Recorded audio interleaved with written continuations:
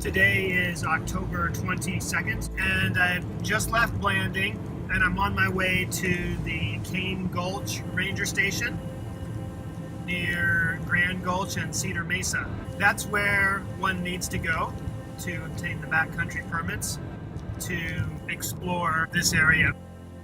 It's an area that actually has one of the highest concentrations of Anasazi ruins, and there's even some natural arches. A tricky part about this ranger station is that it's only open during the morning between, I believe it's 8 a.m. and 12 noon. Double check the hours before you head out.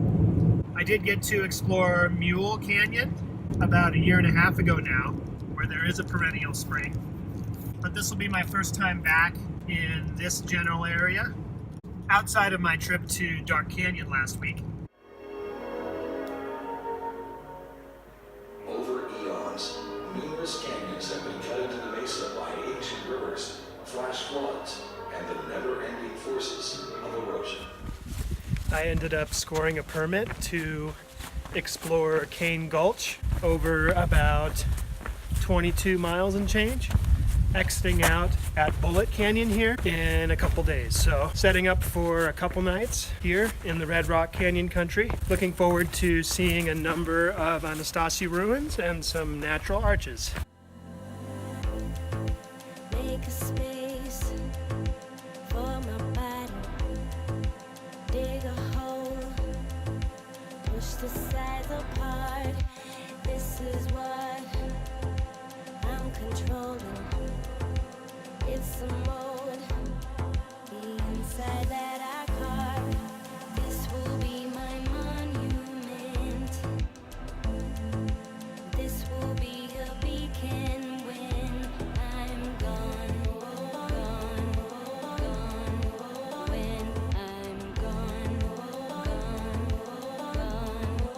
When I'm gone, so that when the moment comes, I can say I did it all with love, all with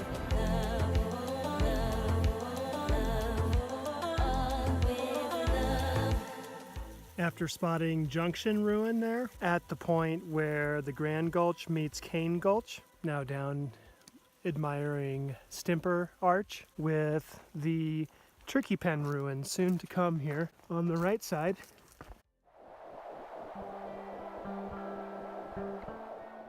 I did find this rather prominent ruin just a little down canyon from the Stimper Arch.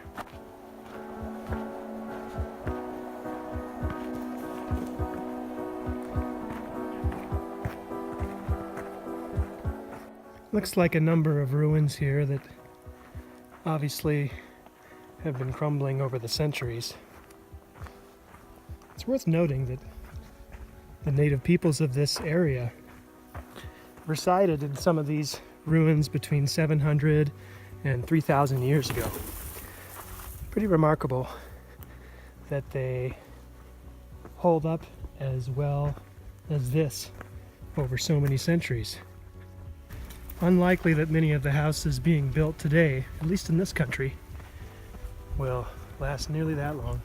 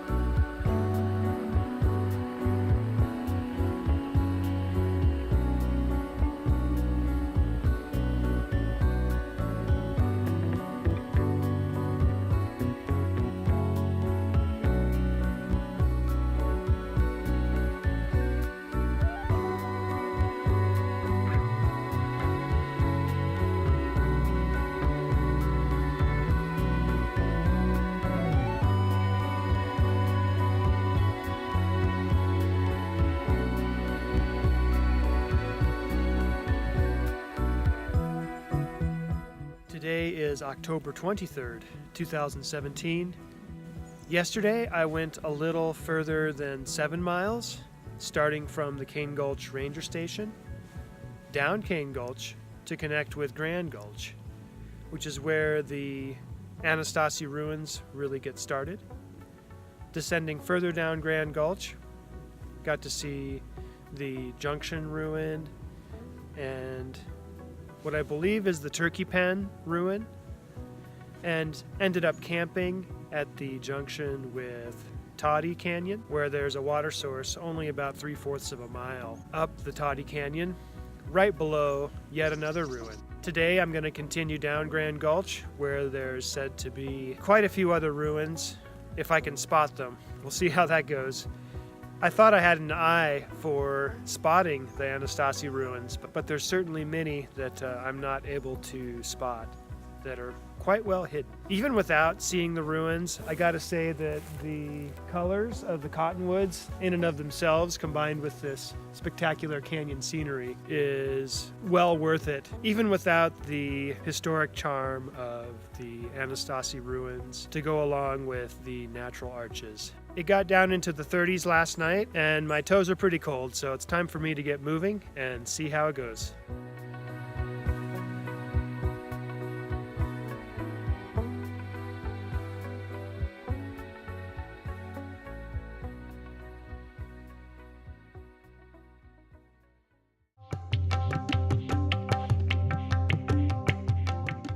On the next Backpacker Diaries. Underneath this fairly deep alcove, we come to our next ruin.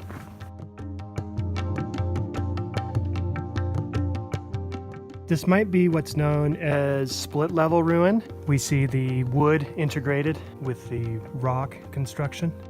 This has got to be the most elaborate that I've seen so far. Perhaps these wall pieces were all joined together at one time.